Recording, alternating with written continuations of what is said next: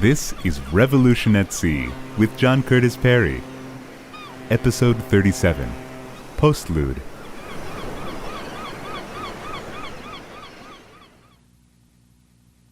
You and I have voyaged together, snatching a look at maritime events unfolding and exploding over the past half-millennium. Thank you for your companionship. Within the context of episodic revolutionary change, we have considered the ocean as arena, avenue, and source. It seems that we are now launching into a new era in which politics is reflecting public reactions to the thrust of the great changes, especially globalization, to which oceanic revolution has made such a major contribution. As we move into an essentially unknowable planetary future, the ocean promises to be a continuing arena of intensified competition and conflict. Any retreat from globalization will heighten international competition and thereby deepen international tensions. As the major continental powers attempt to establish areas of dominance and claim their shares of saltwater space, portions of the ocean will remain contested territory. Sensitivity about ownership of that space will cause tensions to continue over the control of island chains and open sea routes, as well as access to possible new resources in the wider open ocean. The use of ocean as source will grow as we learn more about its riches and develop the tools to exploit them. World population is rapidly increasing, but fewer fish are available to eat. The amount of vertebrate sea life, including fish, has been reduced by more than 1/3 since 1970. We are consuming fish faster than they are reproducing. As wild fish veer toward extinction, they may be as uncommon as game in our diet. 17% of total animal protein that the world now eats is fish, much higher for those who live along the coast or on islands. And some 56 million people are supported in one way or another by maritime industries. Renewable energy derived from ocean-based wind farms, best situated in shallow offshore waters, is growing. As technology improves, exploiting wave motion and temperature gradations to generate power will become commercially feasible and important. We're learning more about our own history from the findings of maritime archaeology opened by revolutionary new instruments. We are now mapping the depths of the ocean, and perhaps we shall soon discover more about this 70% of the globe than we know now about the surface of Mars. Exploration of the seafloor may yield discovery of hitherto unknown microbes, offering some hints as to the origins of life, as well as new materials for pharmaceutical and industrial uses. As for ocean as avenue, international trade is now declining for the first time since World War II, while the overall economy is growing, albeit sluggishly. Faith in the wealth-creating power of free trade is fading. Oceanic revolution made globalization possible. Automation has shaped its character. In our daily lives, we have seen the benefits of both phenomena. global trade drops the cost of many goods like underwear, baby clothing, or electronic gadgets, making the life of the consumer more pleasurable. Manufacturing is still the largest sector of the American economy, and workers employed in major export industries like airplane factories earn higher wages than those in domestically focused sectors. We often forget that trade is a two-way path and that we can be producers as well as consumers. But trade comes with no assurance that the benefits will be equally employed. In the developing nations, cheap imports have cost the existing industrial economy heavily in terms of jobs. Displaced workers, seeing themselves as victims, are forcing policy change. As many a worker in the developed world would say, more global trade is a good thing if we get a piece of the cake. But that's the problem. We're not getting our piece of the cake. People need jobs that pay decent wages, and it is easy to personify why such jobs are not available. A European notes that traditionally we looked across the water to find things that could be turned into money. Now, to many, abroad seems to offer more threat than opportunity. Britain's Brexit and America's Trump exemplify what is happening. Nations are turning away from the long post-World War II period of free trade when, as we have seen, prosperity increased trade and trade increased prosperity. The number of people who lose jobs in the global economy is dwarfed by the millions of consumers who enjoy the benefits of paying less for the goods they want. But the market has not compensated those who have lost out. It has not provided replacement for job disappearance. Cheap labor abroad, or immigrants here, seeming to compete for jobs, cause nativism, the closing of borders, and racism to fester and explode. Rapidity of change causes profound anxiety, provoking powerful hostility. And so, globalization is bringing a strong reaction from the many who feel left behind. People are easier to demonize than robots. And so, automation has not stirred the same rage. The inevitability of this phenomenon seems to have been accepted, if grudgingly. We have no Luddites smashing computers or slashing connecting cables. Yet, technological disruption has cost more jobs than foreign trade and will increasingly do so. A Dutch worker in a Rotterdam shipyard ruefully comments that of the 74 machines operating in the yard, 63 run on their own with no human intervention. In this instance, it's not cheap immigrant labor that is taking jobs away from fellow countrymen.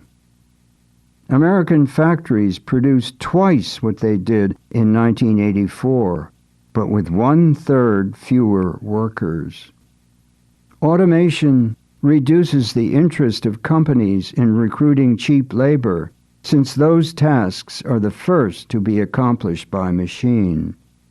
Thus, the incentive for advanced nations to manufacture overseas, wherever labor is cheapest, is diminishing.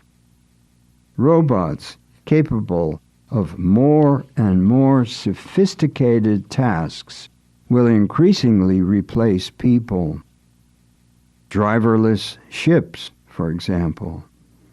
The challenge is for people to keep ahead of robots on the learning curve. Ocean will remain vital as an avenue, even if flows are less than their recent heights. Global trade is in constant flux, in a continuing search for new places for the cheapest production. Raw resources will still need to be moved from wherever they can be found to wherever they can be fashioned into goods. And those goods will move heavily by ship to wherever they may find a place in the global market. And yet, what does all this mean in terms of the environmental crisis increasingly with us? In the last century, global population of humans exploded in a growth without precedent in the biological history of any large species. Fossil fuel energy, derived from intense carbon burning, made this possible, exploiting what took millions of years to create. This burning has generated carbon dioxide, a gaseous compound trapping warmth in our atmosphere.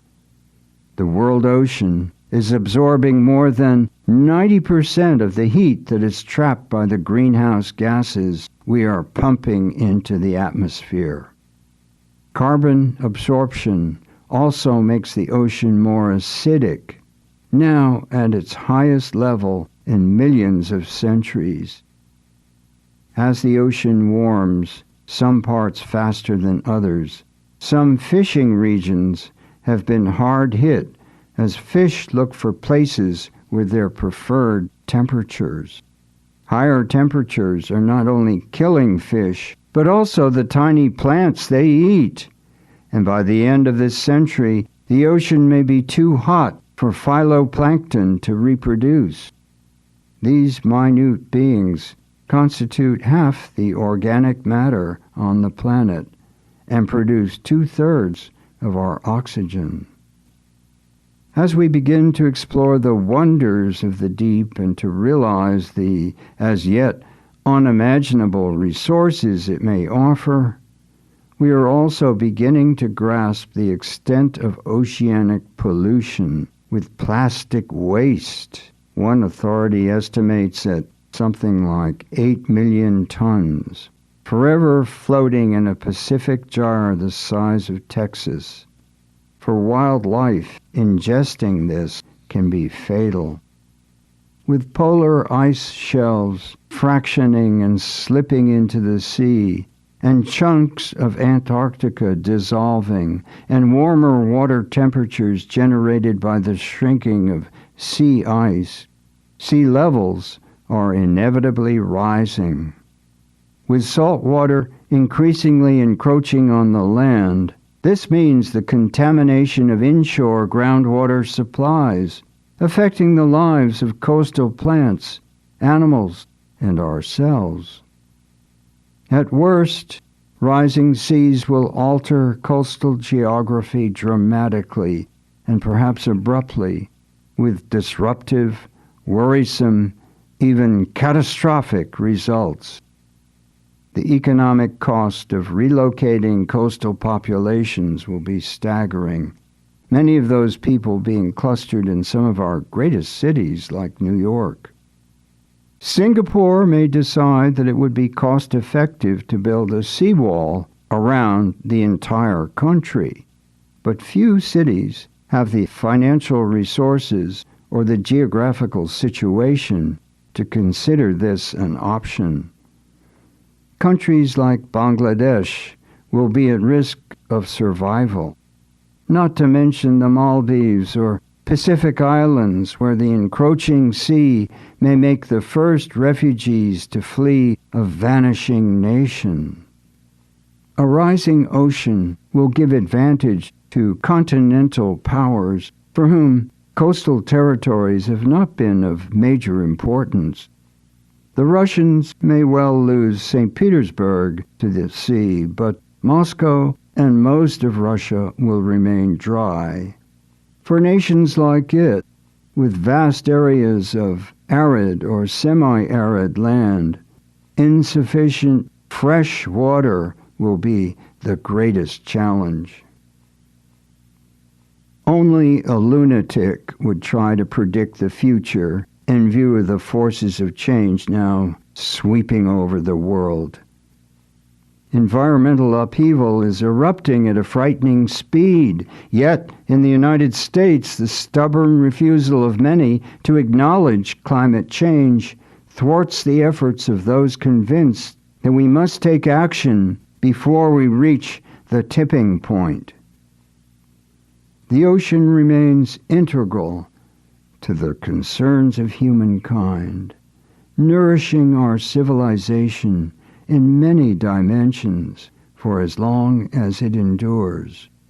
For trader and manufacturer, statesman and warrior, poet and painter, for many, the ocean provides and inspires. For all of us, ocean requires attention and care. The future of human existence on the planet demands it. Yet, whether we will react sufficiently to the crisis remains to be seen.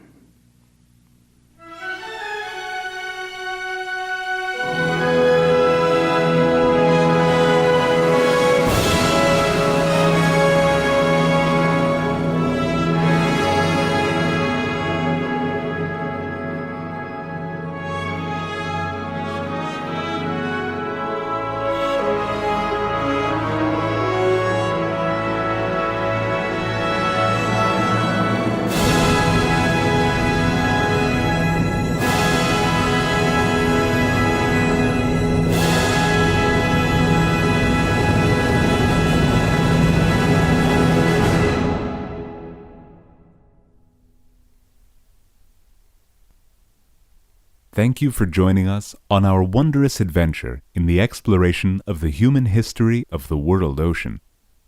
This brings the Revolution at Sea series to an end, for now.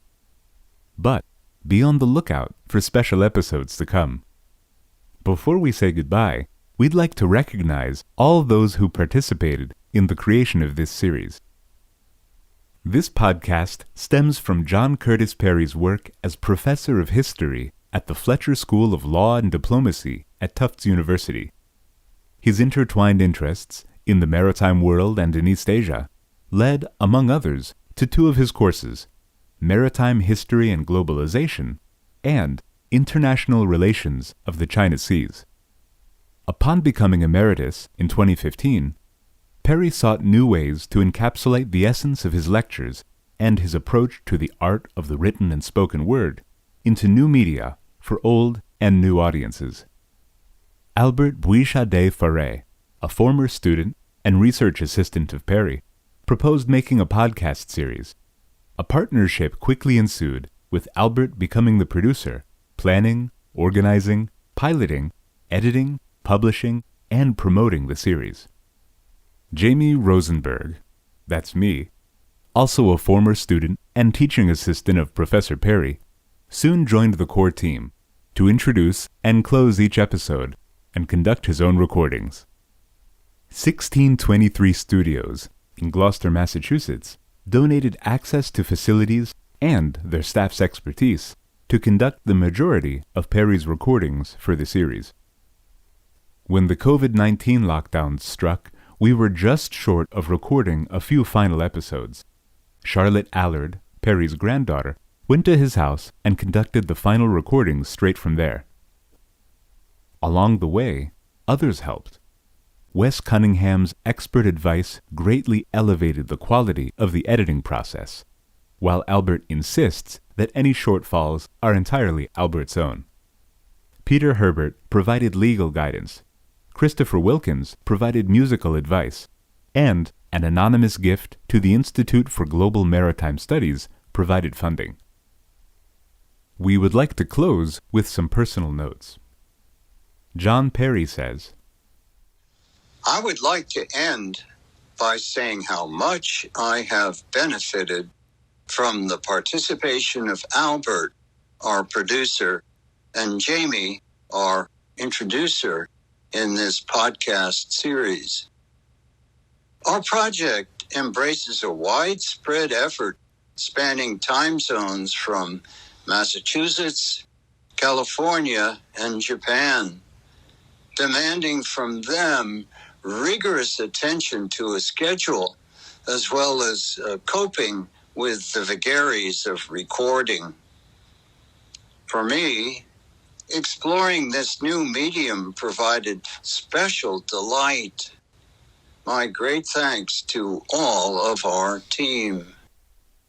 Albert says, It has been a unique privilege for me to work with my esteemed professor, John Perry, and my talented friend, Jamie Rosenberg.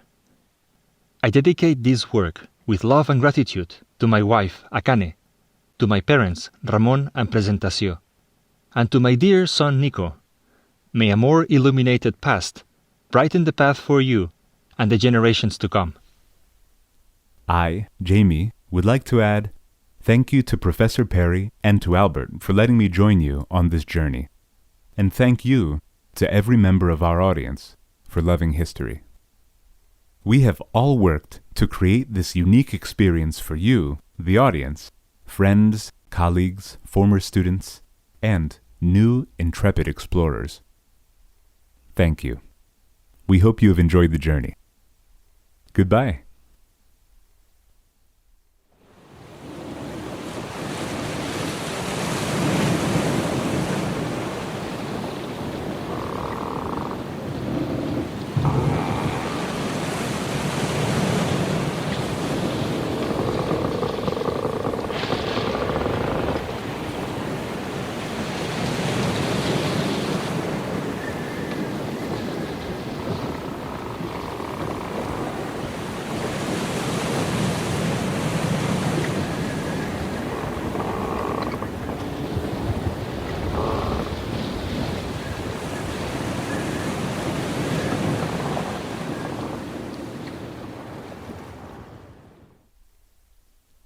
We make our recordings in this series freely available under the Creative Commons license Attribution Share Alike 4.0 International. Anyone is free to copy, distribute, and reuse them. Attribution to the original work is required along with an indication of any material changes to it. A courtesy notification of your plan to use our recordings is requested but not required. For all podcast matters, you can reach us at johnperrypodcast@gmail.com.